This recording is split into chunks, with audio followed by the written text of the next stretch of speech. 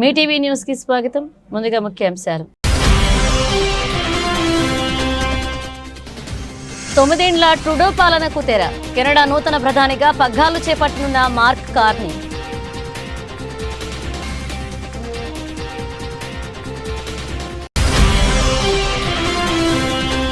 ప్రారంభమైన పార్లమెంట్ మళ్లీ విడత బడ్జెట్ సమావేశాలు. డీలిమిటేషన్, డూప్లికేట్ ఓటర్ ఐడీలు, ప్రతీకార సుంకాలపై కేంద్ర ప్రభుత్వాన్ని నిలదీయడానికి సిద్ధమైన ప్రతిపక్షాలు.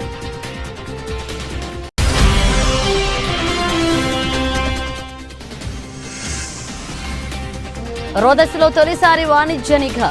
దక్షిణ అమెరికాను చిత్రీకరించిన భారత శాటిలైట్.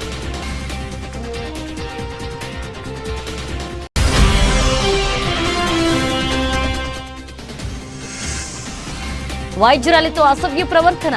తమ్మయ్య బాబును సస్పెండ్ చేసిన జనసేనాని.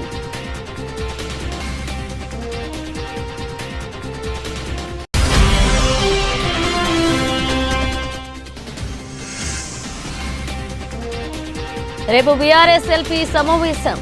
బడ్జెట్ సమావేశాలపై దిశానిర్దేశం చేయనున్న కేసీఆర్.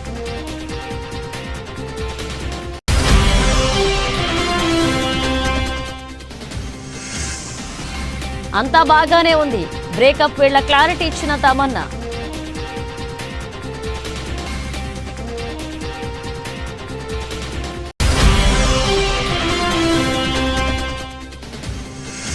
ఛాంపియన్స్ ట్రోఫీ ప్రజెంటేషన్ సెరమనీపై వివాదం. విస్మయం వ్యక్తం చేసిన షోయబ్ అఖ్తర్.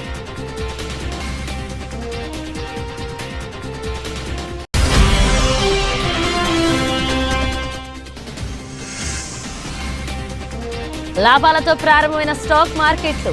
22,600 మార్కు దాటిన నిఫ్టీ.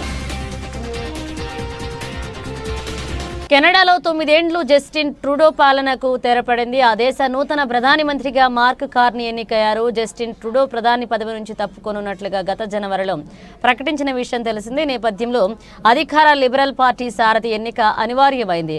ఇందులో బ్యాంక్ ఆఫ్ కెనడా మాజీ గవర్నర్ 59 ఏండ్ల మార్క్ కార్నీ విజేతగా నిలిచారు. దీంతో దేశ 24వ ప్రధానిగా పాలనా పగ్గాలు చేపట్టనున్నారు. ప్రధాని పదవి కార్నీతో సహా 4 పోటీ పడ్డారు. 1,50,000 మంది పార్టీ సభ్యులు ఓటింగ్లో పాల్గొన్నారు. ఇందులో కార్నీకు 1,31,674 ఓట్లు వచ్చాయి. ఇవి మొత్తం ఓట్లలో 85.9తో సమానం. 11,134 ఓట్లతో క్రిస్టియా ఫ్రీలాండ్ రెండవ స్థానంలో నిలిచారు. కరీనా గౌల్జ్కు 4,785 ఓట్లు, ఫ్రాంక్ బెలీస్కు 4,038 ఓట్లు పోలయ్యాయి. ఈ భారీ విజయంతో లిబరల్ పార్టీ నాయకత్వ బాధ్యతలను కార్నీ త్వరలో చేపట్టనున్నారు. డొనాల్డ్ ట్రంప్ నుంచి సుంకాల ముప్పు ఎదుర్కొంటున్న వేళ ఆర్థిక రంగంలో అపారమైన అనుభవం ఉన్న కార్నీపై కెనడా ప్రజలు భారీ ఆశలు పెట్టుకున్నారు. కార్నీ పూర్తి పేరు మార్క్ జోసెఫ్ కార్నీ. ఆయన 1965 మార్చి 16న నార్త్ వెస్ట్ టెరిటోరీస్లోని ఫోర్ట్ స్మిత్లో జన్మించారు. హార్వర్డ్ విశ్వవిద్యాలయం నుంచి ఆర్థిక శాస్త్రంలో బ్యాచిలర్ డిగ్రీని అందుకున్నారు. అనంతరం ఆక్స్ఫర్డ్ వర్సిటీలో మాస్టర్స్, డాక్టరేట్ డిగ్రీలను సాధించారు. 13 ఏండ్ల పాటు గోల్డ్మెన్ సాచ్స్లో పనిచేశారు. 2003లో బ్యాంక్ ఆఫ్ కెనడా డిప్యూటీ గవర్నర్గా ఎన్నికయ్యారు.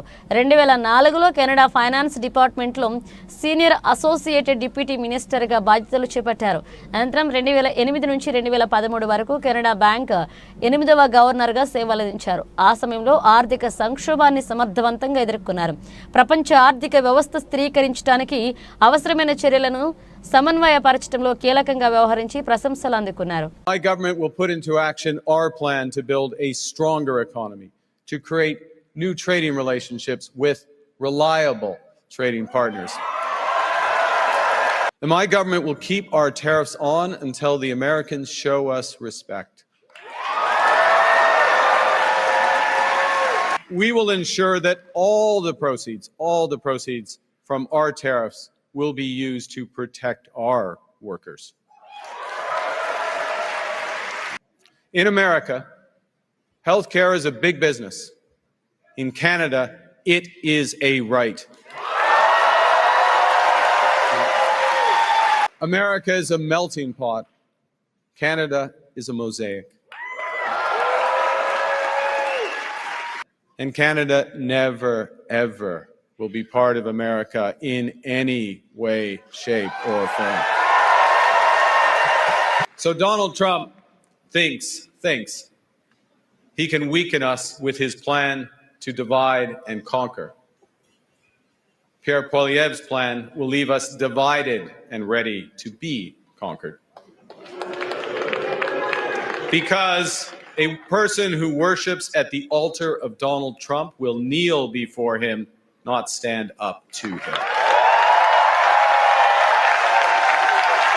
A plan that makes us an energy superpower in both clean and conventional energy. A plan that creates new trade corridors with reliable partners. A plan that creates one Canadian economy, not 13. Because in Canada, we are stronger when we're united. We can give ourselves far, far more than Donald Trump can ever take away.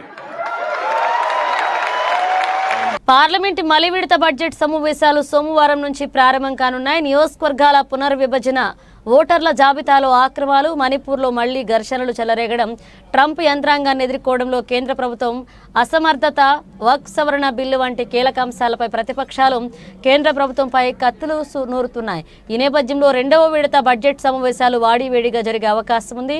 మరొక వైపు కేంద్ర బడ్జెట్కు ఆమోదం పొంది ఆ ప్రక్రియను ముగించడం, Manipur బడ్జెట్కు parliament ఆమోదం పొందడం, వక్ఫ్ సవరణ బిల్లుకు సభలో ఆమోదం పొందడంపై మోదీ సర్కార్ ప్రధానంగా దృష్టి పెట్టనుంది. నియోజకవర్గాల పునర్విభజన జరిగితే దక్షిణాదికి అన్యాయం జరుగుతుందని ప్రాంతీయ పార్టీలు ఆందోళన చెందుతున్నాయి. దీనిపై చర్చకు పట్టుబట్టాలని డీఎంకే నిర్ణయించింది. మణిపూర్లో రాష్ట్రపతి పాలన పొడిగింపు కోసం కేంద్ర హోంమంత్రి అమిత్ షా పార్లమెంట్లో ఓ తీర్మానాన్ని ప్రవేశపెట్టే అవకాశం ఉంది. అక్కడ స్వేచ్ఛ సంచారానికి అనుమతి ఇచ్చినా ఘర్షణలు కొనసాగుతున్నాయి. ఈ నేపథ్యంలో కేంద్రాన్ని నిలదీయడానికి విపక్షాలు సిద్ధమయ్యాయి. మరొక వైపు పెద్ద ఎత్తున డూప్లికేట్ ఓటర్ గుర్తింపు కార్డులు జారీపై ఎన్డీఏ ప్రభుత్వాన్ని ఇరకాటంలో పెడతామని ప్రతిపక్షాలు ప్రకటించాయి. ఈ అంశంపై తృణమూల్ కాంగ్రెస్ తీవ్రస్థాయిలో ఆరోపణలు గుప్పించగా 3 నెలల్లో లోపాలను సరిచేస్తామని ఎన్నికల కమిషన్ ఇప్పటికే ప్రకటించింది.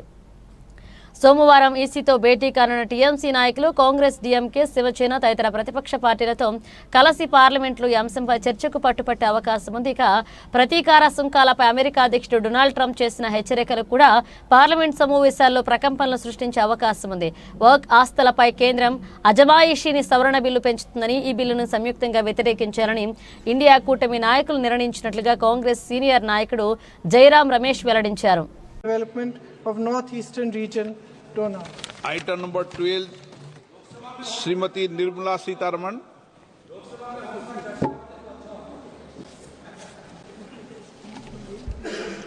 Sir, with your permission, I rise to present a statement, Hindi and English versions, showing supplementary demand for grants, second batch for 24-25. Item number 13, Srimati Nirmala Sitharaman. Sir, with your permission again, I rise to present a statement, Hindi and English versions, showing demands for excess grants for the year 21-22. Item number 14, Srimati Nirmala Sitharaman ji. Sir, with your permission, I rise again to present a statement, Hindi and English versions of the estimated receipts and expenditure of the state of Manipur for the year 25-26. Item number 15, Srimati Nirmala Sitharaman. Sir, again, I rise to present a statement, Hindi and English version, showing the supplementary demands for grants in respect of the state of Manipur for the year 24-25. ప్రపంచంలోనే మొట్టమొదటి వాణిజ్య అంతరిక్ష నిఘా ఉపగ్రహం కార్యకలాపాలు శనివారం ప్రారంభమయ్యాయి. దీనిని space camera for object tracking అంటారు. ఈ నిఘా ఉపగ్రహం భూకక్షలోకి తిరుగుతూ భూమిపై గల 5 సెంటీమీటర్ల వస్తువును సైతం చిత్రీకరించగలదు. దీనిని భారత స్టార్టప్ దిగంతర జనవరి 14న ఎలన్ మస్క్కు చెందిన స్పేస్ ఎక్స్ ట్రాన్స్పోర్టర్ 12 రాకెట్ ద్వారా ప్రయోగించింది. ఈ ఉపగ్రహం తన పనిలో భాగంగా మొదట దక్షిణ అమెరికాలోని బ్యూనాస్ ఎయిర్స్ నగరాన్ని చిత్రీకరించింది. తమ శాటిలైట్ పంపిన మొదటి చిత్రం కేవలం సాంకేతిక పరమైన మైలురాయి మాత్రమే కాదు అని, అంతకన్నా ఎక్కువ అని దిగంధర CEO అనిరుద్ శర్మ తెలియజేశారు.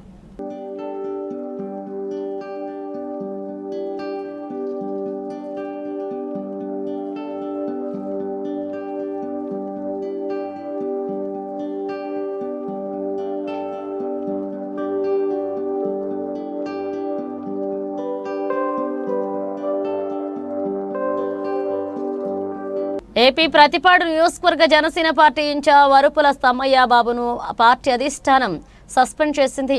ఉమెన్స్ డే రోజు మహిళా వైద్యురాలతో దురుసుగా ప్రవర్తించినందుకు క్రమశిక్షణా చర్యలు తీసుకుంది. జనసేన పార్టీ వేములపాటు అజయ్ దీనిపై అధికారిక లేఖ విడుదల చేశారు. ప్రతిపాడు సిహెచ్సి ఘటనపై అందిన నివేదికలు వివరణలు పరిగణలోకి తీసుకుని ఈ నిర్ణయం తీసుకున్నట్లుగా తెలిపారు. విధి నిర్వహణలో ఉన్న ప్రతిపాడు సిహెచ్సి వైద్యులు శ్వేత పట్ల అనుచితంగా ప్రవర్తించి దుర్భాషలాడిన ఘటన దురదృష్టకరమని పేర్కొన్నారు.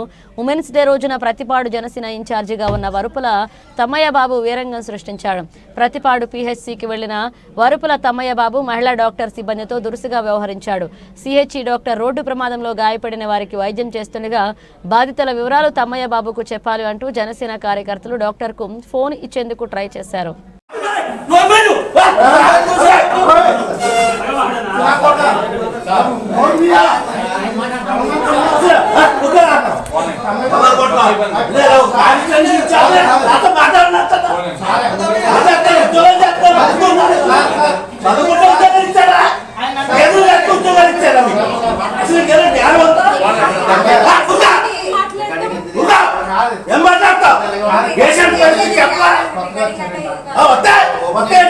చదువుకుంటారు కదా ఉద్యోగం జనాలు కట్టి డబ్బుతారు కదా జీతం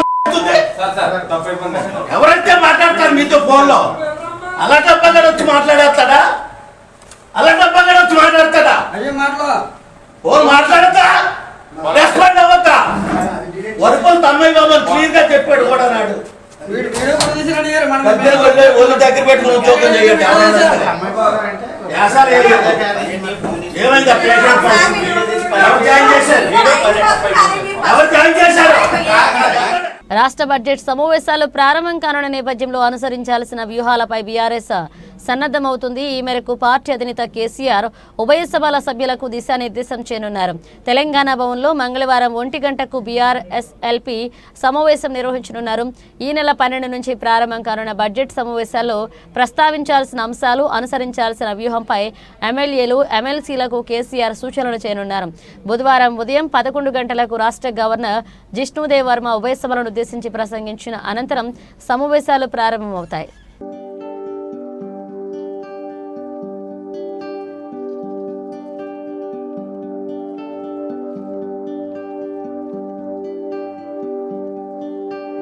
తమన్నా గురించి తెలుగు ప్రేక్షకులకు ప్రత్యేక పరిచయాలు అవసరం లేదు. మంచు మనోజ్ హీరోగా వచ్చిన శ్రీ సినిమాతో పరిచయమైన ఈ ముద్దుగుమ్మ ఆ తర్వాత ఎన్నో చిత్రాలతో కనిపించి మెప్పించింది.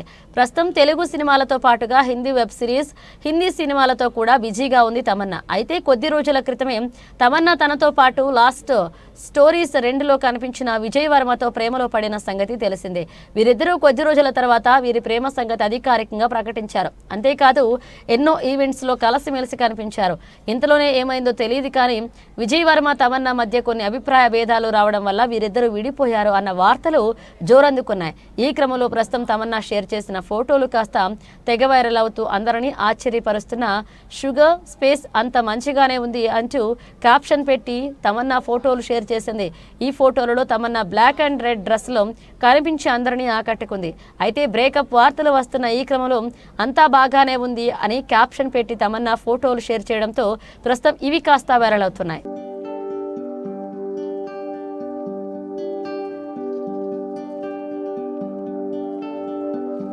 పాకిస్తాన్ క్రికెట్ బోర్డు వ్యవహార శైలిపై తీవ్ర అభ్యంతరాలు వ్యక్తమవుతున్నాయి. ఛాంపియన్స్ ట్రోఫీ టైటిల్ను భారత్ గెలుచుకున్న విషయం తెలిసిందే. అయితే కప్ ప్రజెంటేషన్ సమయంలో వేదికపై ఒక్క పాకిస్తానీ ప్రతినిధి కూడా లేరు.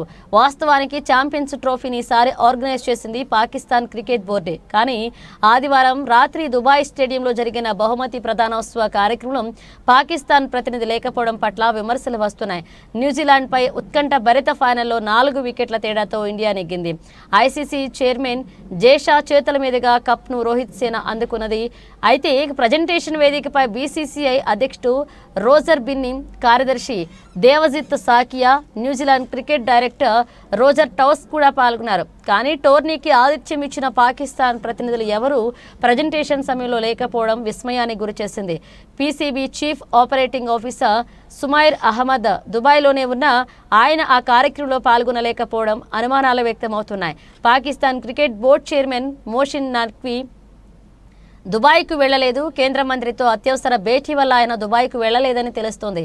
ఇస్లామాబాద్లో జరుగుతున్న పార్లమెంట్ సమావేశాల్లో బిజీగా ఉన్నట్లుగా ఐసీసీకి ఆయన సమాచారం ముందుగానే అందజేశారు. ప్రజెంటేషన్ సమయంలో ఒక పాకిస్తాన్ అధికారి లేకపోవడం పట్ల మాజీ ఫాస్ట్ బౌలర్ షోయబ్ అఖ్తర్ ఆశ్చర్యాన్ని వ్యక్తం చేశారు. స్టేజ్ సెరమనీకి కనీసం ఒక పీసీబీ ప్రతినిధి వెళ్లకపోవడం వెనుక ఉన్న కారణం అర్థం కావడం లేదని షోయబ్ అఖ్తర్ పేర్కొన్నాడు. ఐసీసీ ఛాంపియన్స్ ట్రోఫీని ఇండియా గెలిచింది వాస్తవమే అని, కానీ పాకిస్తాన్ ఆ టోర్నీకి నిర్వహించిందని, కానీ ట్రోఫీ ప్రజెంటేషన్కు ఒక పీసీబీ ప్రతినిధి వెళ్లకపోవడం విస్మయానికి గురిచేస్తుందన్నారు. తన ఎక్స్ అకౌంట్లో ఈ అంశంపై ఓ వీడియోను పోస్ట్ చేశాడు. పోడియంపైకి ఎవరు రావాలన్నా దానిపై ఐసీసీ తుది నిర్ణయం తీసుకుంటుందని, కానీ పీసీబీ ప్రతినిధి సుమేర్ అక్కడే ఉన్న ఆయన తన పోడియం మీదకు పిలవలేదని ఆరోపణలు ఉన్నాయి. आईसीसी चैंपियंस ट्रॉफी हिंदुस्तान ने जीत ली है और एक अजीब सी चीज मैंने देखी है कि पाकिस्तान क्रिकेट बोर्ड का कोई नुमाइंदा यहाँ खड़ा नहीं था. पाकिस्तानी चैंपियंस ट्रॉफी होस्ट कर रहा था और पाकिस्तान का कोई भी नुमाइंदा यहाँ पे नहीं खड़ा था. ये बात मेरी समझ से बाहर है. कोई रिप्रेजेंट करने क्यों नहीं आया ट्रॉफी और कोई देने यहाँ पे क्यों नहीं आया. It is beyond me point to think about it please. World stage है, यहाँ पे आपको होना चाहिए था, but sadly I could not see any Pakistan cricket board member out there और ये hosted by us and yet there is nobody there. Think about it. Feeling very down to see that. దేశీయ మార్కెట్లు ఈ వారాన్ని లాభాలతో ప్రారంభించే అంతర్జాతీయ మార్కెట్ల నుంచి మిశ్రమ సంకేతాలు ఉన్నప్పటికీ కనిష్ట స్థాయిలో కొనుగోళ్ల సూచీలకు మద్దతుగా నిలుస్తున్నాయి. ఈ ప్రభావంతో సోమవారం ట్రేడింగ్ మార్కెట్లు లాభాల్లో కొనసాగుతున్నాయి. సెన్సెక్స్ 200 పాయింట్లకు పైగా పెరిగి నిఫ్టీ 22,600 మార్కును దాటింది. ఉదయం 9:30 గంటల సమయానికి సెన్సెక్స్ 227 పాయింట్లు పెరిగి 74,560 వద్ద ట్రేడ్ అవుతుండగా నిఫ్టీ 72 పాయింట్ల లాభంతో 22,625 వద్ద కొనసాగుతుంది. డాలర్తో రూపాయి మారకం విలువ 34 పైసలు పడిపోయి 87.29గా నమోదైంది. నిఫ్టీలో Sun Pharma, Bharat Electronics, Bajaj Finance, Adani Enterprises, JSW steel షేర్లు లాభపడుతుండగా IndusInd bank, Mahindra, L and T, Bajaj auto, ITC షేర్లు ఒత్తిడిని ఎదుర్కొంటున్నాయి. ఆసియా పసిఫిక్ మార్కెట్లు సోమవారం మిశ్రమంగా కదలాడుతున్నాయి. జపాన్ నిక్కీ 0.57%, దక్షిణ కొరియా కోస్పి 0.47%, ఆస్ట్రేలియా ఏఎస్ఎక్స్ సూచీ 0.2% మేర లాభాల్లో ఉంటే హాంగ్ సెంగ్ సూచీ 1.69% నష్టాల్లో ట్రేడ్ అవుతుంది. మరొక వైపు అమెరికా మార్కెట్లు గత శుక్రవారం లాభాలతో ముగిశాయి. S&P 500 0.55%, నాస్డాక్ 0.7%, డోజోన్స్ 0.52% పెరిగాయి.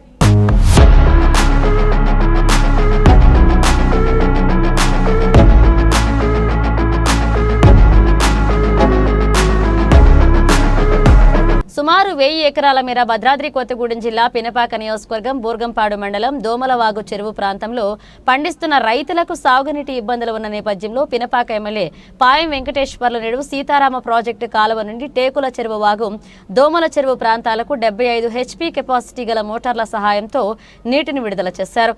ఈ సందర్భంగా ఆయన మాట్లాడుతూ 10 సంవత్సరాల బీఆర్ఎస్ ప్రభుత్వం చేయని పని కాంగ్రెస్ ప్రభుత్వంలో తాను చేయడం చాలా సంతోషంగా ఉందని, 10వ తేదీ చరిత్రలో నిలిచిపోతుందని తన పూర్వజన్మ సుకృతంగా భావిస్తున్నట్లుగా ఎమ్మెల్యే పాయం వెంకటేశ్వర్లు పేర్కొన్నారు. రైతులకు ఈ నియోజకవర్గాల్లో ఏ ప్రాంతాల్లో అవసరం ఉందో ఆయా ప్రాంతాల్లో సీతారామ ప్రాజెక్టు నీళ్లు అందచేయడానికి తన వంతు కృషి చేస్తారని హామీ ఇచ్చారు.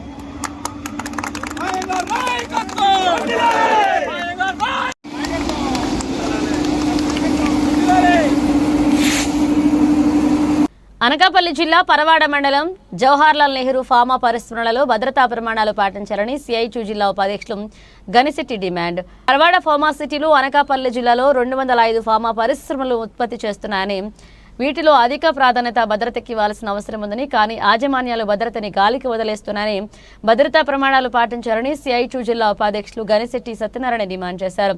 సోమవారం సిఐటియు ఆధ్వర్యంలో ఫార్మాసిటీలో 54వ జాతీయ భద్రతా వారోత్సవాల్లో భాగంగా ర్యాలీ నిర్వహించారు. ఇప్పటికైనా రాష్ట్ర ప్రభుత్వం అన్ని ఫార్మా పరిశ్రమలలో భద్రతా ఆడిట్ నిర్వహించాలని గనిశెట్టి డిమాండ్ చేశారు.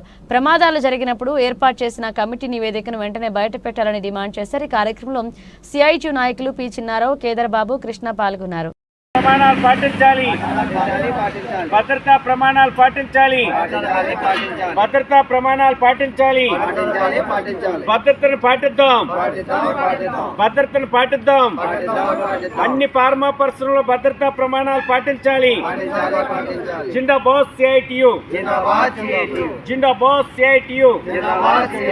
భద్రతా ప్రమాణాలు పాటించాలి, భద్రతా ప్రమాణాలు పాటించాలి. భద్రతకు అధిక ప్రాధాన్యత ఇద్దాం, భద్రతకు అధిక ప్రాధాన్యత ఇద్దాం. జిందాబాద్ సిఐటియు. భద్రతా ప్రమాణాలు పాటిద్దాం, భద్రతా ప్రమాణాలు పాటించాలి. అన్ని పరిశ్రమల్లో భద్రతా పరికరాలు ఇవ్వాలి. అనకాపల్లి జిల్లాలో ఫార్మా పరిశ్రమలు 205 ఫార్మా పరిశ్రమలు చాలా ప్రమాదకరమైనటువంటి రసాయనాలు కలిగినటువంటి ఫార్మా పరిశ్రమలుగా ఉన్నాయి. ఈ ఫార్మా పరిశ్రమలు ఎప్పటికప్పుడే ప్రమాదాలు జరిగేటువంటి అవకాశాలు ఉన్నాయనేటువంటిది గుర్తించారు. అయితే ఈ ఫార్మా పరిశ్రమల్లో ఇప్పుడు 54వ జాతీయ భద్రతా వారోత్సవాలు నిర్వహిస్తూ ఉన్నారు. ఈ సందర్భంగా మేము ఈ రాష్ట్ర ప్రభుత్వాన్ని డిమాండ్ చేస్తూ ఉన్నాం. ఈ 205 ఫార్మా పరిశ్రమల్లోనే ఆడిట్ నిర్వహించండి, భద్రతా ఆడిట్ నిర్వహించండి. కార్మికుల యొక్క భద్రతా, రక్షణ, సంక్షేమం కోసం అధిక ప్రాధాన్యత ఇవ్వండి. ఆ రకంగా చర్యలు చేపట్టకపోవడం వల్ల భద్రతా ప్రమాణాలని, భద్రతని యాజమాన్యాలు గాలికి వదిలేయడం వల్ల వీటిని పర్యవేక్షించవలసినటువంటి ప్రభుత్వ అధికారి యంత్రాంగం ప్రభుత్వం నిమ్మక నీరెత్తినట్లు వ్యవహరించడం వలన ఈ కూటమి ప్రభుత్వం వచ్చిన తర్వాత 25 మంది మృతి చెందారు, 58 మంది వరకు గాయాలకు గురి అయినటువంటి పరిస్థితి. ఇప్పుడే నిన్నే మంత్రి చెప్తా ఉన్నాడు మాట్లాడుతూ, కార్మిక శాఖ మంత్రి వాసంశెట్టి సుభాష్, కేవలం 5 మంది మాత్రమే ఈ కూటమి ప్రభుత్వం వచ్చిన తర్వాత చనిపోయినట్లుగా చెప్తా ఉన్నారు, మరణించినట్లుగా. కానీ మేము ఈ రాష్ట్ర ప్రభుత్వాన్ని చెప్తా ఉన్నాం, ఎసెన్షియా ఫార్మాలో 17 మంది, ఠాగూర్ ల్యాబొరేటరీస్లో కార్మికులు, అలాగే సినర్జీల్లో 4, ఈ రకంగా అనేక మంది కార్మికులు ఇప్పటి వరకు చనిపోయినటువంటి పరిస్థితి. 25 మంది మృతి చెందారు, 58 మంది పైచీలకుగానే గాయాలకు గురైనటువంటి పరిస్థితి. అందుకని భద్రతకి అధిక ప్రాధాన్యత ఇవ్వండి, భద్రతా ప్రమాణాలు పాటించండి. ఆ రకమైనటువంటి చర్యలు చేపట్టడం కోసం రాష్ట్ర ప్రభుత్వం చర్యలు చేపట్టాలని ఈరోజు ర్యాలీ అనేటువంటి మేము భద్రతా వారోత్సవాల్లో భాగంగా ఈరోజు ర్యాలీ నిర్వహించాం. అధిక ప్రాధాన్యత భద్రతకి ఇవ్వాలని, భద్రతా ప్రమాణాల యాజమాన్యాలు పాటించాలని, భద్రతా ఆడిట్ అన్ని ఫార్మా పరిశ్రమలో నిర్వహించాలని సిఐటియు అనకాపల్లి జిల్లా కమిటీ డిమాండ్ చేస్తాం. బులెటిన్ ముగించే ముందు హెడ్లైన్స్ మరోసారి. 9 ఏళ్ల ట్రూడో పాలనకు తెర. కెనడా నూతన ప్రధానిగా పగ్గాలు చేపట్టనున్న మార్క్ కార్నీ.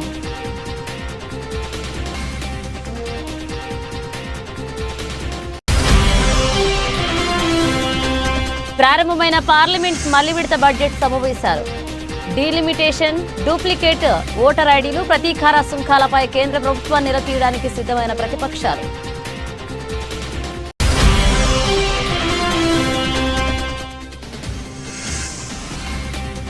రోదస్లో తొలిసారి వాణిజ్య నిఘా. దక్షిణ అమెరికాను చిత్రీకరించిన భారత శాటిలైట్.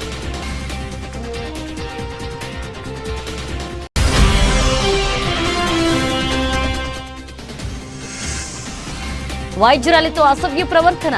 తమ్మయ్య బాబును సస్పెండ్ చేసిన జనసేనాని.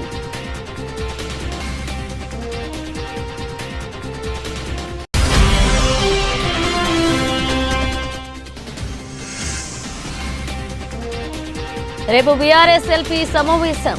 బడ్జెట్ సమావేశాలపై దిశానిర్దేశం చేయనున్న కేసీఆర్.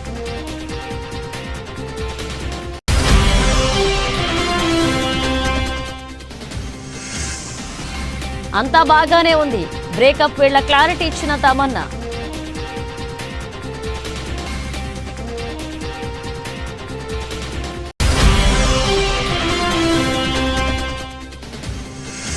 ఛాంపియన్స్ ట్రోఫీ ప్రజెంటేషన్ సెరమనీపై వివాదం. విస్మయం వ్యక్తం చేసిన షోయబ్ అఖ్తర్.